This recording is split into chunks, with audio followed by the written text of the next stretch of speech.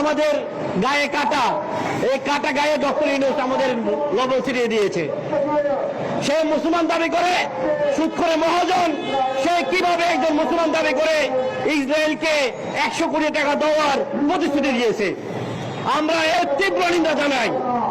Doctor ইউনূসকে বলতে চাই, বাংলাদেশ 92% মুসলমানের দেশ, ধর্মধর মুসলমানের দেশ।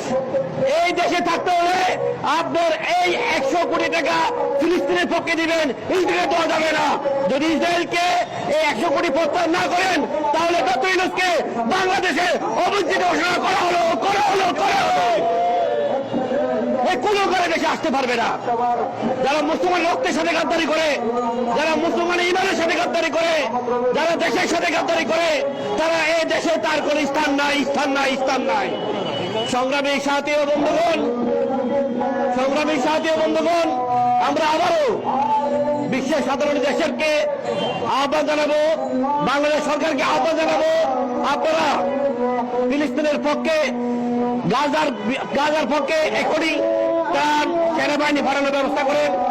আজকের এই প্রোগ্রামকে সফল করার জন্য সকলকে ধন্যবাদ জানিয়ে আমার বক্তব্য শেষ করছি। আমার তৌফিক ইল্লা বিল্লাহ। কাশি আসতে চলো।